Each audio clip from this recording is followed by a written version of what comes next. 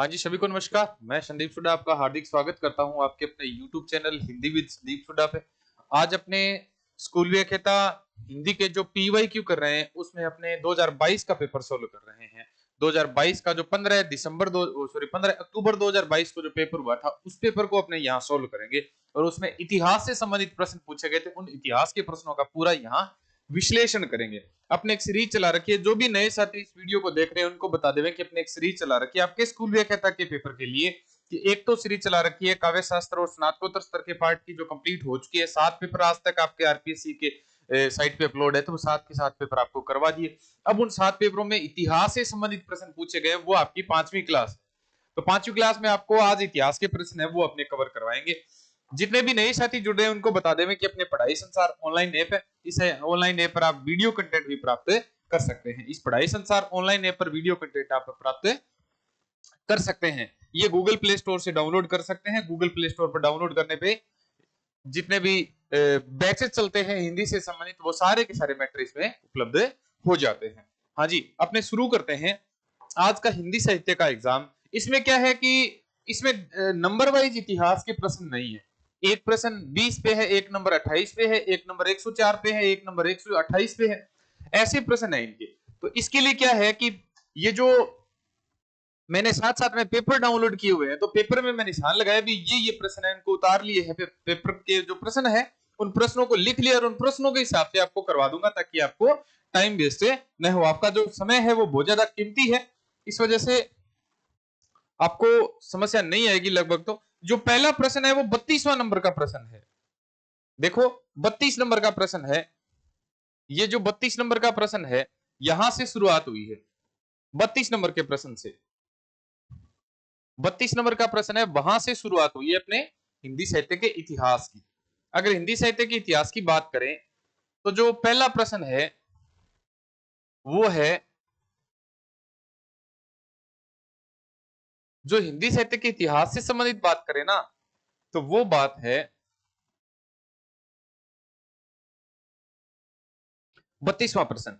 मोतीलाल मेनारिया के अनुसार बिसल देव रासो, 32वां प्रश्न है। मोतीलाल मेनारिया के अनुसार बिसल देव रासो का समय काल है। मोतीलाल मेनारिया के अनुसार बिसल देव रासो का जो समय काल है ना, देखो मोतीलाल मेनारिया क्या कहते हैं कि बिसल देव रासो है वो 16वीं सदी की रचना है।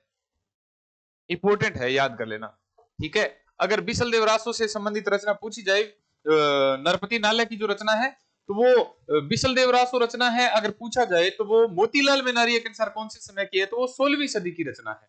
याद रख लेना, 16वीं सदी की रचना है, ठीक है ना। 16वीं सदी की ये जो रचना है 16वीं सदी की रचना है, माना जाता है इसको। अब जो अगला प्रश्न है वो रामकुमार वर्मा का, रामकुमार वर्मा वाला प्रश्न है। ये तो बहुत ही सरल है भाई, बहुत ही सरल है, ऐसे मान लो। ये तो प्रश्न बहुत ही सरल है। जो 34वां प्रश्न है वो, सॉरी 33वां प्रश्न है, वो तो बहुत ही सरल है। देखो ये रामकुमार वर्मा ने हिंदी साहित्य का के आरंभिक काल की समय सीमा क्या मानी थी? 693 ईस्वी मानी थी। कब तक मानी थी ये भी याद रख लेना, तो 1693 ईस्वी तक मानी थी, ठीक है। 1693 ईस्वी तक मानी थी। ये तो रिपीट हो रहा है, ये चौथी बार रिपीट हो रहा है पेपर में प्रश्न। ये प्रश्न है, ये चौथी बार रिपीट हो रहा है। जो अगला प्रश्न था वो प्रश्न डिलीट हो गया, तो डिलीट वाला प्रश्न अपने पढ़ेंगे नहीं, ठीक है। बड़े बड़े नैनन सो आंसू भरी भरी डारी, गोरो गोरो मुख आज ओरो सो बिलानो जात। ये पंक्ति किसकी है? तो इसमें ये पंक्ति है, ये डिलीट प्रश्न हो गया था, तो डिलीट अपने पढ़ेंगे ही नहीं। हाँ जी, अगला प्रश्न है वो है 52वां प्रश्न है। ये देखो एक प्रश्न इसमें 44वां प्रश्न और है। 44वें प्रश्न में पूछा गया, चौथा सप्तक का एकमात्र कवि जो अपने राजस्थान से रहा है, राजस्थान से संबंधित रहा है। तो मैंने आपको ट्रिक बताई हुई है चौथा सप्तक की। अगर फिर भी आप भूल गए होंगे तो मैं आपको बता दूं कि कुंभज, अवधेश, श्री राम, किशोरा, राजेंद्र, स्वदेश, सुमाना। सुमाना का मतलब यहां है सुमन राजे। ये देखो नंद किशोर आचार्य बीकानेर के थे भैया। ये कहां के थे? ये बीकानेर के थे। बीकानेर के नंद किशोर आचार्य थे, जिनका राजस्थान से संबंध रहा है। वो कौन से सप्तक के थे? तो वो चौथे सप्तक के थे, ठीक है ना। 44वां प्रश्न। अब अपने देखते हैं 52वां प्रश्न। ये जो 52वां प्रश्न है माधव के विवाह को कितने वर्ष हुए थे, ये वाला प्रश्न तो आपने कर लिया है। ठीक है, अब जो अगला प्रश्न है वो है 52वां प्रश्न।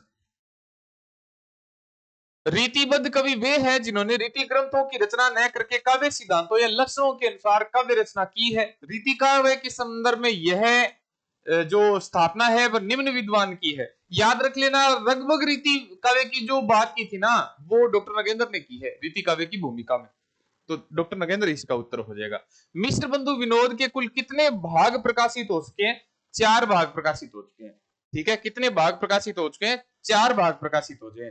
उसके 3 भाग एक बार प्रकाशित हुआ था और चौथा भाग बाद में प्रकाशित हुआ था। ठीक है ना, 4 भाग प्रकाशित हो चुके हैं। याद रख लेना, 13 और 34, 13 में 3 भाग, बाद में 34 में चौथा भाग प्रकाशित हुआ था। तो कितने भाग हो गए इसके? 4 भाग प्रकाशित हो चुके हैं इसके।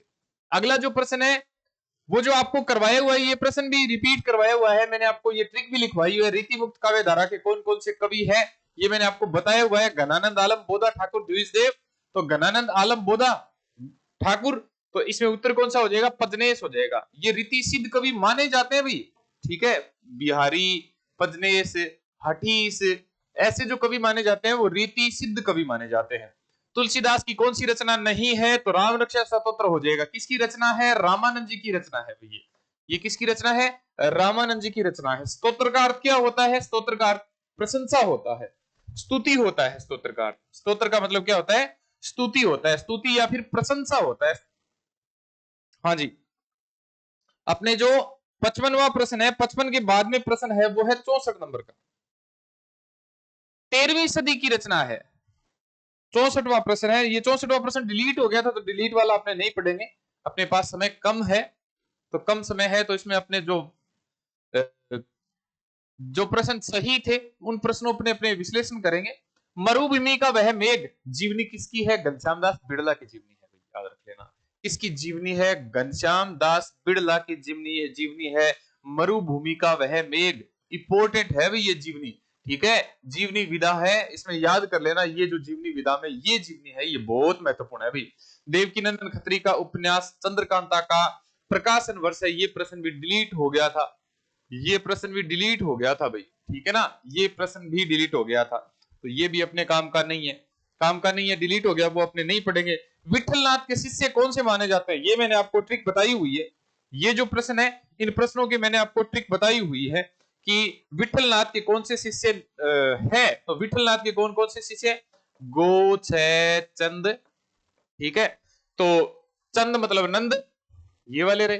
च मतलब चतुर्भुज, द मतलब है नंददास। तो ये तीनों की तीनों, इनकी भी ट्रिक बताई हुई है। सुपे कूक आलो, सुपे कूक, सु मतलब सूरदास, कु मतलब कुमनदास, कै मतलब कृष्णदास। तो इसकी ट्रिक हो जाएगी सूप कुक गोच नच। ये तो वल्लभाचार्य के हैं और ये विठलनाथ के शिष्य हैं। ठीक है, ये प्रश्न मैंने आपको जानी जानकर समझी समझकर समझी जाति वाला उदाहरण है, ये मैंने आपको वहां काव्य शास्त्र की क्लास में लगवा दिया था। सही, हाँ जी। अपने आगे बढ़ते हैं। अगला जो प्रश्न है वो 67वां प्रश्न हो गया, 68वां, 69वां, उसके बाद में 78वां प्रश्न है सीधा। 76 वाला भी नहीं है, ये तो लक्ष्मण वाला वो उसमें आ जाएगा, साकेत में आ जाएगा। गीसु की पत्नी को पुण्य क्यों मिलेगा? क्योंकि उनकी आत्मा प्रसन्न हो रही थी। ये प्रश्न तो आया हुआ है, करवा दिया मैंने इनको। हाँ, रांगे राघव की रचना है। ये जो रांगे राघव की रचना है, मैं थोड़ा सा और जूम कर देता हूं इसको ताकि आपको समझ में आ जाएगा भाई। ये जो रांगे राघव की रचना है यह तूफानों के बीच, मुर्दों का टीला रचना जरूर है इनकी, लेकिन तूफानों के बीच है, मुर्दों की बस्ती नहीं है। ठीक है ना, लोई का ताना, लोई की बहना नहीं है, लोई का ताना है ये। ठीक है, धरती मेरा गांव भी इनकी रचना नहीं है। कबीर के बीजक का भाग है साखी शब्द रमेनी, साखी शब्द और रमेनी, सतवानी नहीं है ये। ठीक है, तो इसमें ऑप्शन कौन सा हो जाएगा? तो 3 नंबर वाला ऑप्शन हो जाएगा। ये तो सरल, ये पेपर जो पिछला पेपर था वो लेंथी था, इस ये पेपर तो बिल्कुल सरल है। आनंद कादम्बिनी के लेखक कौन है?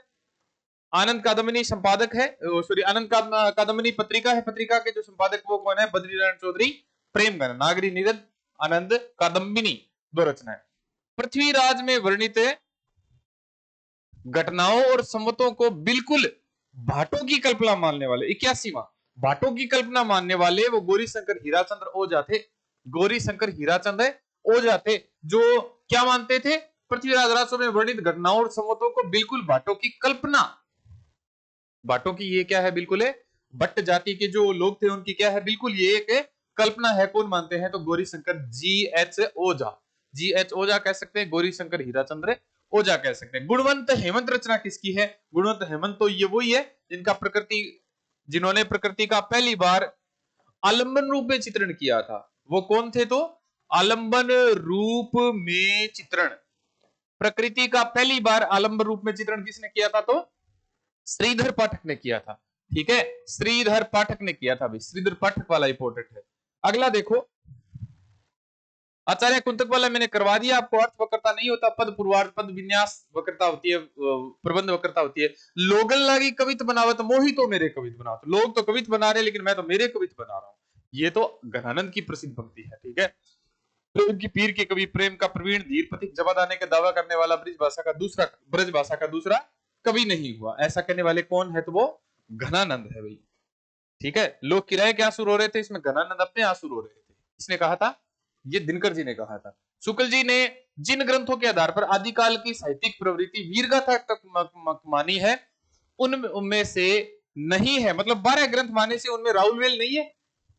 ठीक है, राउलवेल 12 जो ग्रंथ माने थे ना, उसमें 3 ग्रंथ श्रृंगारिक भी थे, लेकिन उनमें राउलवेल नहीं है भैया।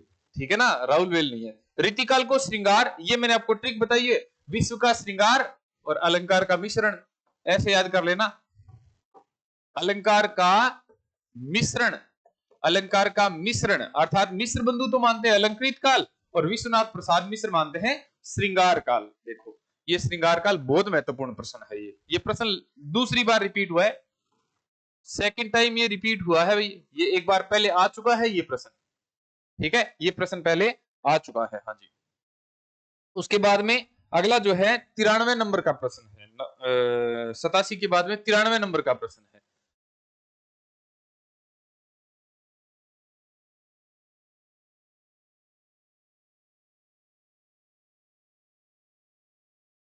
सगन कुछ छाया सुखद शीतल मंद समीर, मन हवे जात अजो बहे, वाह जमुना के तीर, ये तो बिहारी की पंक्तियां हैं भाई। ये प्रश्न डिलीट कैसे कर दिया भाई, पता नहीं, ये डिलीट कर दिया था ये प्रश्न। मधुलिका ने राजा से क्या पुरस्कार मांगा था, प्राणदंड मांगे थे। ये प्रश्न अब की बार असिस्टेंट प्रोफेसर की भर्ती में आया था, यही सेम का सेम प्रश्न है ना, ये वाला प्रश्न असिस्टेंट प्रोफेसर की भर्ती में आया था, भर्ती में। हाँ जी, रीतिकाल की प्रमुख भाषा कौन सी थी, तो प्रमुख भाषा कौन सी थी, ब्रज भाषा थी भी, याद रख लेना, कौन सी भाषा थी, तो ब्रज भाषा थी। रीतिकाव्य की प्रमुख भाषा कौन सी थी, तो ब्रज भाषा थी, याद कर लेना, ब्रज भाषा थी। अगला प्रश्न है, श्री संप्रदाय के आचार्य है, श्री संप्रदाय के आचार्य याद कर लेना, श्री संप्रदाय जिसको विशिष्टाद्वैत माना जाता है, विशिष्टाद्वैतवाद। ठीक है, रामानुजाचार्य, श्री राम ऐसे याद कर लेना, श्री राम विशिष्ट। ठीक है, श्री राम विशिष्ट है, ऐसे भी याद कर सकते हैं इनको। ठीक है, द्वैताद्वैतवाद, द्वैतवाद। ठीक है, इसके अलावा भेदा भेदवाद। ठीक है, इसके अलावा सनकादिक संप्रदाय, ये इनकी ट्रिक है। ठीक है, विशिष्टाद्वैतवाद, अद्वैतवाद, अद्वैतवाद के जनक है वो शंकराचार्य है, अद्वैतवाद के जनक, द्वैतवाद के मध्वाचार्य है। ठीक है, द्वैतवाद के मध्वाचार्य है। ठीक है, शुद्धाद्वैतवाद के वल्लभाचार्य या फिर विष्णु स्वामी, शुद्धाद्वैतवाद के वल्लभाचार्य या फिर विष्णु स्वामी है भी। ठीक है, तो श्री संप्रदाय के प्रवर्तक कौन है, तो रामानुजाचार्य है। ठीक है, इनका दूसरा संप्रदाय का नाम क्या है, तो विशिष्टाद्वैतवाद है। ठीक है ना, क्या है, तो विशिष्टाद्वैतवाद है, विशिष्टाद्वैतवाद, विशिष्टाद्वैतवाद मतलब विशिष्ट प्लस अद्वैत। हाँ जी, अगला 98वां प्रश्न है, लाक्षणिक मूर्तिमत्ता और प्रयोग वैचित्र्य के कवि, लाक्षणिक मूर्तिमत्ता और प्रयोग वैचित्र्य के कवि घनानंद है भाई। ठीक है, लाक्षणिक मूर्तिमत्ता और प्रयोग वैचित्र्य के कवि कौन है, तो घनानंद है, याद रख लेना, कौन है, तो घनानंद है। विशल देव रासों में प्रधान, ये देखो, ये मोस्ट इंपोर्टेंट लिखवा रहा हूं आपको, मोस्ट इंपोर्टेंट लिखवा रहा हूं, कहने का मतलब है कि ये जो प्रश्न है, ये प्रश्न आप, ये जो प्रश्न है, ये प्रश्न है आपके पेपर में रिपीट हो सकता है। इसमें श्रृंगारिक भावना है, कहीं भी वीरता की भावना नहीं है, रूट कर चले जाते हैं, वापस आते हैं। ठीक है, स्पीयर से उसको लेके आते हैं राजमती को, तो कहीं भी वीरता का उल्लेख नहीं है, श्रृंगारिक भावना है ये। पद्मावत की भाषा कौन सी है, तो अवधी है, और अवधी में भी कौन सी अवधी है, तो ठेठ अवधी है। पद्मावत की भाषा कौन सी है, तो अवधी है, अवधी में भी कौन सी भाषा है, तो ठेठ अवधी है। ठीक है, ठेठ अवधी है। हाँ जी, अगला है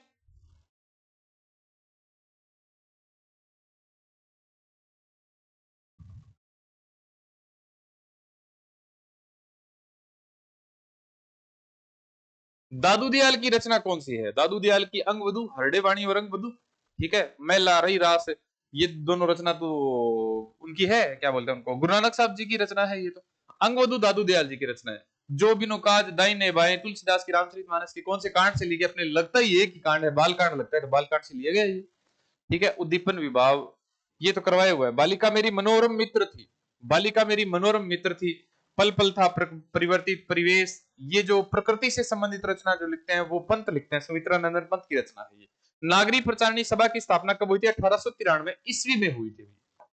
इस वर्ष हुई थी, 1893 ईस्वी में हुई थी। नागरी प्रचारणी सभा की स्थापना कब हुई थी, 1893 ईस्वी में हुई थी। राजस्थान के कौन से कवि नहीं है, ये शिवमंगल सिंह सुमन आ जाएगा भाई। ठीक है, नंद चतुर्वेदी है, मेघराज मुकुल है, ऋतुराज है, शिवमंगल सिंह सुमन है, ये उत्तर प्रदेश के है।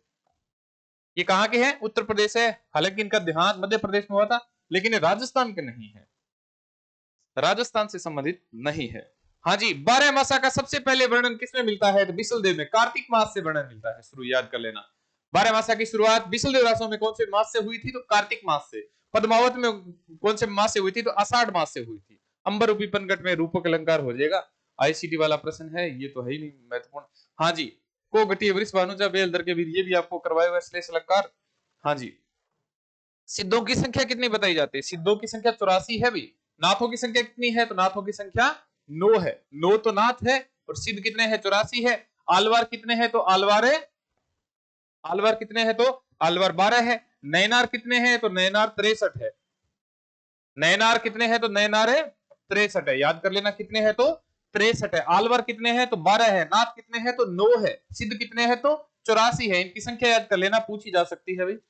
हाँ जी, आदिकाल की किस रचना में महाराणा प्रताप का उल्लेख मिलता है, देखो आदिकाल की रचना, आदिकाल की रचना मतलब 1050 से 1375 ईस्वी के आसपास की रचना, और महाराणा प्रताप का जिक्र मिलता है। ऐसे कैसे हुआ भाई, ये क्या हुआ, आखिर हुआ कैसे, ऐसे क्या हो गया कि आदिकाल की रचना 1050 से 1375 ईस्वी, और महाराणा प्रताप जो 1500 ईस्वी में हुए हैं, 1500 ईस्वी के आसपास हुए, 1540 1597 तक, तो 1540 से 1597 तक उनका जन्म जीवन काल था।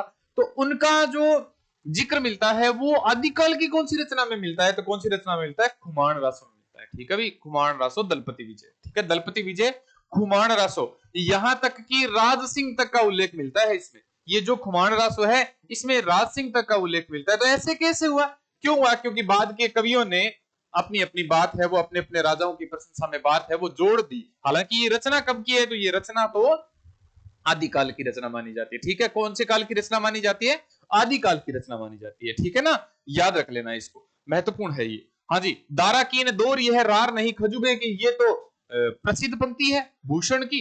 रीतिकाल में एकमात्र ऐसे कवि थे, कौन थे जिन्होंने वीरतापूर्ण भावों की रचना की थी, वीर से पूर्ण रचना की थी, तो वो कौन थे, तो वो भूषण थे भी। कौन थे वो भूषण थे, भूषण आ जाएगा इसमें।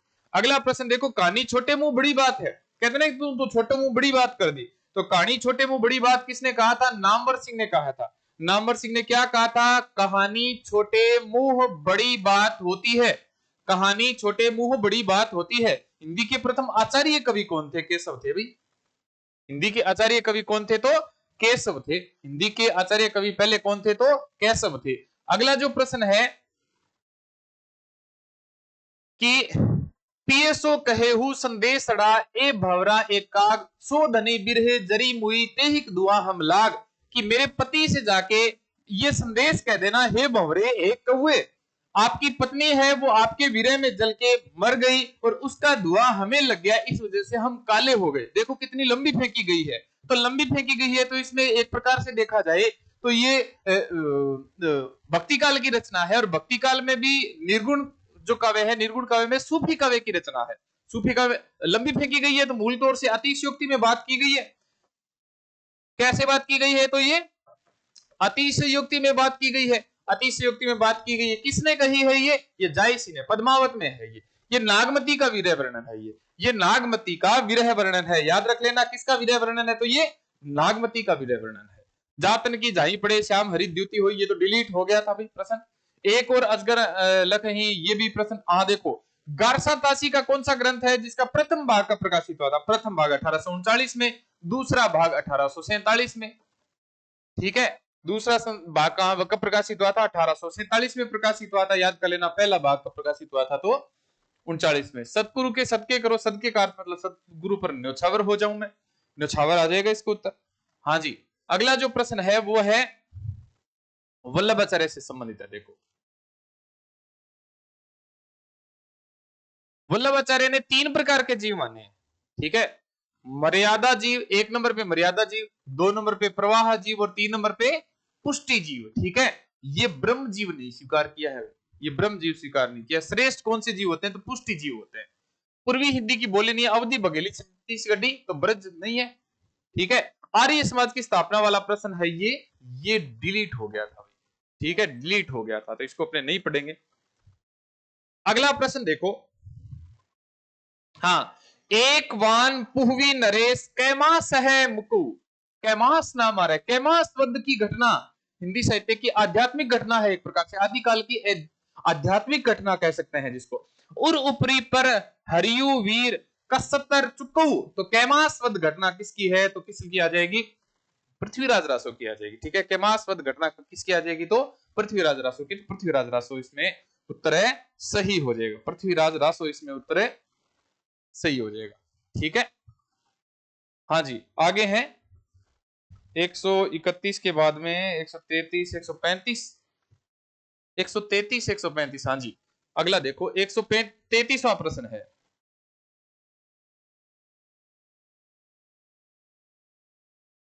एक 133वां प्रश्न है, वो है कि गोरी सोवे सेज पर मुख पर डाले के चल खुसरो घर आपने रेन भई तो चहु देश। तो ये खुसरो ने उनके गुरु निजामुद्दीन औलिया अर्थात अपने गुरु निजामुद्दीन औलिया की मृत्यु पर कहा था। तो गोरी सोवे सेज पर मुख पर डाले केस चल खुसरो घर आपने रेन भई चहु देश, अमीर खुसरो ने किसके ध्यान पर यह कथन कहा था या दोहा कहा था? तो निजामुद्दीन औलिया, अपने गुरु निजामुद्दीन औलिया की मृत्यु पर कहा था। ठीक है, हाँ जी, अगला देखते हैं। अब देखो, ये 3 कथन पूछे गए हैं। देखो कितनी किस्मत की बात है कि तीनों के तीनों पर देखो शब्दों के अलंकार श्रोता को वक्तव्य की ओर उत्सुक बनाते हैं, वैसे ही अर्थ अलंकार उस वक्तव्य को गाढ़ अनुभव करने में सहायक होते हैं। यह कथन किसका है? हजारी प्रसाद द्विवेदी का। समूचा भारतीय काव्य साहित्य रस को प्रत्यक्ष करने का प्रयत्न है, ये भी किसका है? तो ये हजारी प्रसाद द्विवेदी का। भक्ति आंदोलन को भारतीय चिंताधारा का स्वाभाविक विकास मानने वाले, या फिर कह सकते हैं भक्ति आंदोलन है उसका जो कारण है वो इस्लामी का कर्मकारियों से नहीं मानने वाले विद्वान कौन है? हजारी प्रसाद द्विवेदी। क्यों? क्योंकि आचार्य रामचंद्र शुक्ल ने माना था कि भक्ति काल का उदय इस्लामिक आक्रमणकारियों के कारण हुआ था। तो हजारी प्रसाद द्विवेदी ने कहा था कि अगर भक्ति काल का उदय इस्लामिक आक्रमणकारियों के कारण होता तो उत्तर भारत में होता, लेकिन भक्ति का उदय तो सुरक्षित निरापद सुरक्षित स्थान दक्षिण में हुआ था, दक्षिण भारत में हुआ था। और उत्तर भारत में लाने का श्रेय तो किसे दिया जाता है? तो रामानंद को दिया जाता है। तो स्पष्ट बात करने वाले कौन थे? तो कौन थे? हजारी प्रसाद द्विवेदी, जो आचार्य शुक्ल के मत का खंडन करते हैं। हाँ जी, अगला है भारतेंदु का मूल नाटक है। इनकी मैं एक ट्रिक लिखवा दूंगा आपको। ठीक है, इनकी ट्रिक है भारतेंदु के अनुदित नाटकों की एक ट्रिक है, उसके बाद में मौलिक नाटक ऑटोमेटिक सही हो जाएंगे। विद्या रत्न धन कपूर पाखंड मुद्रा दुर्लभ भारत हरिश्चंद्र।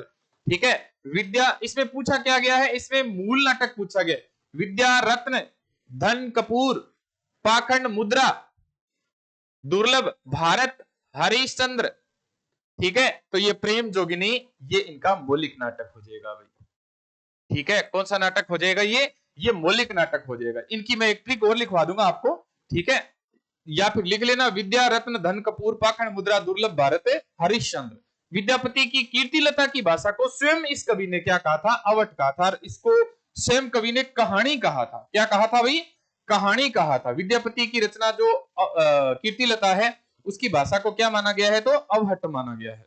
अगला प्रश्न देखो, साहित्य को ज्ञान राशि का संचित कोष मानने वाले विद्वान कौन है?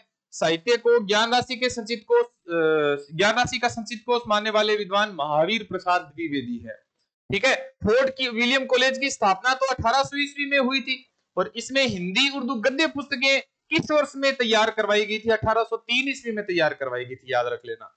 ठीक है। ऋतुराज का कविता संग्रह है तो आशा नाम नदी। ऋतुराज का कविता संग्रह वो कौन सा है? तो आशा नाम नदी। इसके लिए मैं आपको बता दूं कि स्कूल व्याख्याता के हिंदी पेपर में जितने भी विशेष कवि आधुनिक काल में लगते हैं उनकी रचनाएं भी याद कर लेना, एक रचना पूछी जाएगी आपके।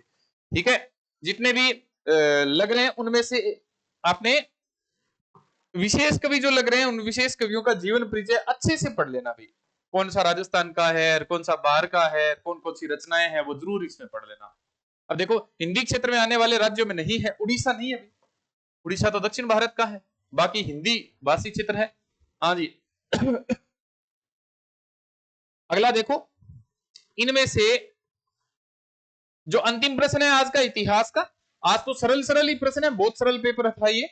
इससे जो पिछले वाला पेपर था जो मैंने कल करवाया था वो तो बहुत लेंथी पेपर था, उसमें 50 प्रश्न करने में 1 घंटे यहां लग गया था। 1 घंटे में प्रश्न होते, 1 घंटे का वीडियो है वो, उसके पूरा डेफिनेशन करने में देखो। 148वां प्रश्न है सर्वांग निरूपक कवि, बहुत ही महत्वपूर्ण है। मैंने आपको एक अलग से वीडियो बना के दे रखा है सर्वांग निरूपक कवि का, छंद निरूपक कवि का, रस निरूपक कवि का, अलंकार निरूपक कवि का। तो इसमें सर्वांग निरूपक कवि कौन है? तो भिखारी दास है। इनका ही प्रश्न आएगा, 100% प्रश्न आएगा इनका।